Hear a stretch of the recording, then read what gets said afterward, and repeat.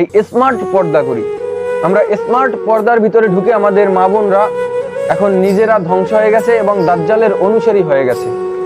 বর্তমান জামানায় এই আমাদের যে সমাজ, আমাদের যে রাষ্ট্র, আমাদের যে এই পৃথিবী এখন এই পশ্চিমাদের এই কন্ট্রোলে যে সেই প্রথম বিশ্বযুদ্ধের সময় থেকে চলে গেছে। আমাদের যখন ওই 1924 সনে বা এই বিশ্বযুদ্ধের পরে যখন অটোমান এম্পায়ার এই প্রথম বিশ্বযুদ্ধে পরাজিত হয়েছে, তখন থেকেই আমাদের এই খেলাফত ব্যবস্থা তো তারা একেবারে প্রাতিষ্ঠানিকভাবে বন্ধ করে দিয়েছে বা নিষিদ্ধ করে দিয়েছে বা বিলুপ্ত করে দিয়েছে।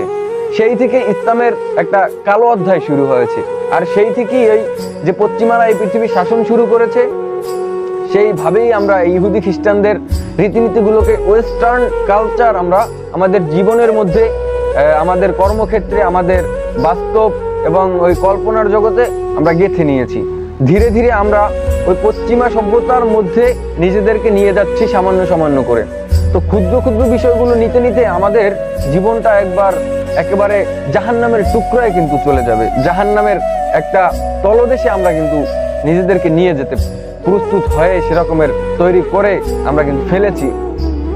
এখন আমাদের জীবনে যে এই নারীদের জীবনে বললাম সব থেকে কষ্টের বিষয় হলো পর্দায় থাকা।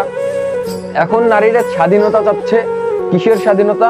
এই বাংলাদেশে বিশেষ করে পর্দা বা এই যে কাপড় পোশাক এগুলো ছেড়ে রাস্তায় বের হবার স্বাধীনতা।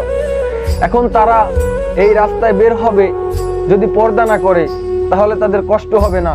একটা মুখোশ পরে হাঁটতে বা একটা মুখোশ পরে চলাফেরা করতে, একটা বোকরা গায়ে দিয়ে চলাফেরা করতে কত কষ্ট হয় সেটা মা বোনরা ভালো করেই জানে। আমরা পোশাক পরে থাকি, আমরা যারা লম্বা জামা লম্বা টুপি পরে থাকি তারা জানি আমাদের একটা শরীরে একটা কষ্ট অনুভব হয়। সামান্য এই কষ্টটাও আমরা করতে চাই না। তাহলে